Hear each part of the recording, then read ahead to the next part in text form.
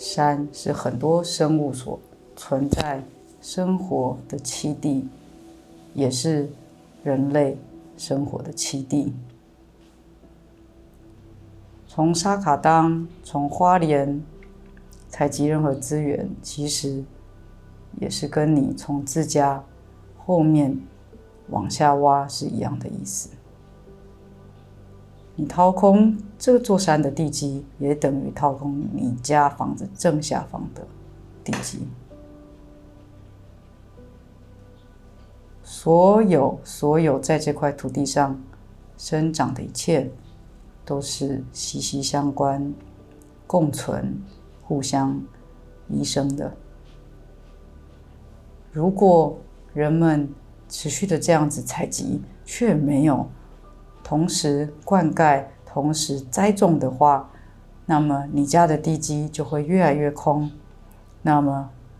势必整个地壳的变动也会越来越不稳定，山土也会不稳定，而山崩了，土石流了，房子一样，不管住在哪里，你都会感觉到你的家园受到威胁，最后就到你整个内心的那一个住所都会感觉到不平安。就像你们听到台湾任何一处山中出现了崩落，有人受了伤，你就算不住在那，你的内心一样有某个地方也崩落了。因为内心深处的你们其实都知道，我们其实是紧紧相连的，并没有分地区、分距离、分时空。如果大家可以开始有更多的这样的心去看待环境，善待所有的山、所有的海、所有的土壤、所有的溪流。当你们去河边玩的时候，不会污染它；当你们去沙滩上的时候，不会丢垃圾；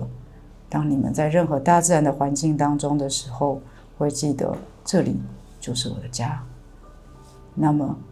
好好的善待每一块土地，土地跟人们之间也会越来越安稳，越来越充满着非常温暖而且正向的互相滋养。上次跟你一别之后又过了一段时间嘛，那我想问一下，就是目前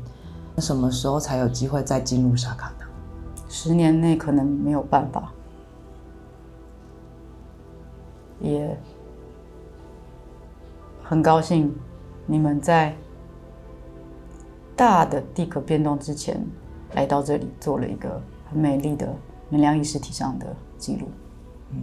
能够将台湾的山里面的其他存有介绍给更多的人认识，而且我相信这会让大家知道，并不是只有沙卡当才住着这么多的生物，这么多的能量意识体，其实全台湾甚至全世界整个地球很多的自然环境里面，就是有这么多这么丰富的存有存在着。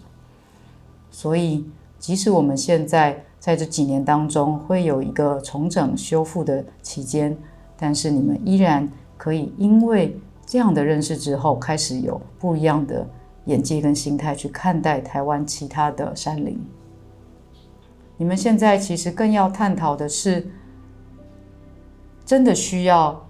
这么多吗？你们现在会把地基挖了很多很多，然后很多山林的资源要了很多很多，你们种了很多很多的果实，很多很多的植物农作物，可是剩食也很多很多，每一年浪费的这些农作物好多，然后你们种树，然后使用树木，但是你们现在喜欢用比较便宜、比较快速的材质的家具，所以很快的这些家具又成为过时的，于是又被你们丢弃。那你们像以前会说的免洗餐具，其实也都是一样的。所以其实大家，如果你开始意识到，我真的有必要从我家挖这么多资源出来吗？我用得到吗？我有需要吗？我需要这么多张椅子吗？我需要每一年就换一套沙发吗？还是你们也可以开始从一些被人们因为一时的喜好流行而抛弃的旧家具，去找到它的新生命？如果可以开始用这样的状态去思考所谓的山林资源、自然资源，包含你们的饮食的话，那么你们自然而然就会可以找到所谓的平衡。或许用你们的话来说，好，最后一个问题想问一个轻松一点的。我知道每座山都有自己的能量意识代表，那你们会有一个具体的一个形象状态吗？如果要说我这个地区我这个代表出来的话，其实我们是非常非常薄片，就像你在太鲁阁峡谷里面看到的那样的峡谷的岩石，很像云母片岩这样子的吗？是啊，了解。那你有看过其他山神是别的状态的吗？当然也有，有的山神它不会是石头的感觉的，有的山神它会更接近好比说河流的样貌，因为如果那一座山上是非常非常多雨的，那它就会是很多河川的水源地，那从它那边很多的融雪不断的往大海里面流下去，所以它的山神的能量就会是更有水的特质。那有一些山是火山，所以他们的状态也跟我们很不一样，可能会更有熔岩或者是不同的火山特质的一些岩质。那像是你们很靠近的这个阳明山，他们的这个山神其实就非常的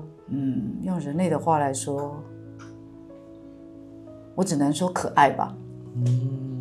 因为它是一个比较新的生命，对不对？它是一个新的生命，而且它没有休眠，它持续的一直在冒出硫磺，持续的有非常多的地热的蒸汽都还在不断的在作用着。这也是为什么政府会开始在阳明山上做一些地热发电的探勘采集，想要怎么再度利用这个资源，这就是人类。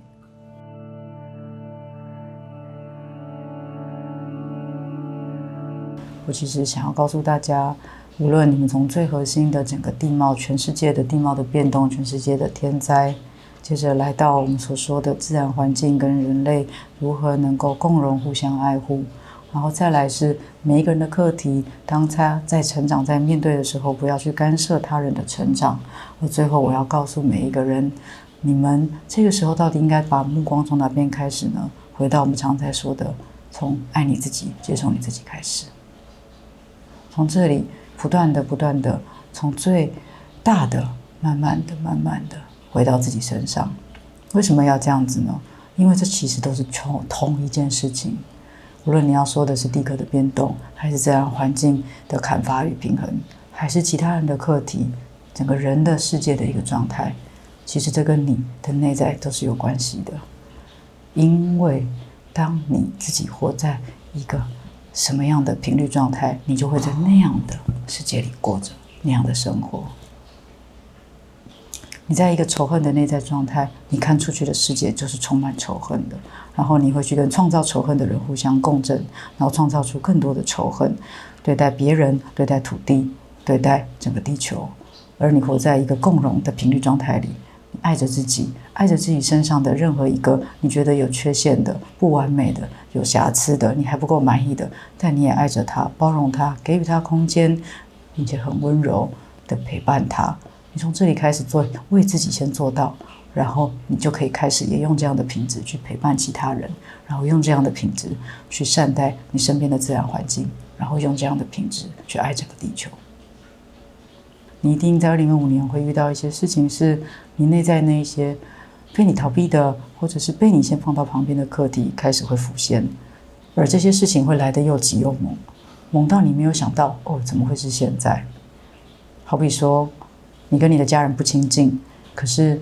2025年的时候，你最不想靠近的那位家人，他出了事情，你必须要辞掉你原本的工作，甚至要回去照顾他。你每天要跟一个你非常不喜欢、不亲近的家人共处很长的时间，你每天都觉得看到他就好像活在地狱一样。可是你必须要在这个里面去找到，为什么在我眼中这件事情一直是个地狱？为什么它一直是个坎？为什么我无法爱这个人？其实当你们无法爱一个身旁的人的时候，是因为你心中也有那个人的那个特质。但是你不允许这个东西在你身上出现。好比说你觉得你的家人很自私，但是你有没有很自私的一面？你是有的，但是你认为那是一个你不允许的面向，而且那样会伤害到别人。为什么？因为你曾经因为这个家人的自私被伤害了，所以你会把这个东西贴上一个非常负面的标签，然后接着当这个负面的标签的形象出现在身边的任何一个人的时候，你就会开始痛恨他们，而到头来没有任何一个人从这件事上面得到了和平，得到了安稳，而你没有去看懂为什么当初这个家人他会有所谓的自私的行为去伤害到你，他的动机是什么？源头是什么？为什么？请从这里开始去找到他其实最后面一定也是有一个非常具有爱的出发点。那个爱它不见得是很全面的爱，好比说他就是因为只是想先好好照顾自己，他没有力气再照顾别人了，于是他做了一个很自私的决定。那个爱也许在你的那个眼中是很小很小的，可是那个时候对他来说却是最重要的，而你没有办法谅解他当时的选择，所以你开始责难他，你开始怨恨他。可是如果你真的回到他的那一个情境，他的那个时空，你可能也不会做得比他更好。如果每个人都开始可以去了解你所仇恨的人，你所无法善良温柔对待的人，从那边开始你会发现到他们的故事可能比你所想象的更为立体，更为没有仇恨。而当你也能够去认同他的对的时候，你就会发现其实并没有真的一个谁伤害谁，甚至也没有什么谁需要原谅谁。而从这边开始，你去了解了身边那个你讨厌的人，变成了渐渐你可以同理他，然后你可以去爱这个你恨的人的时候，你内在的那个东西原本被打在一起的心结也会同时被你解开，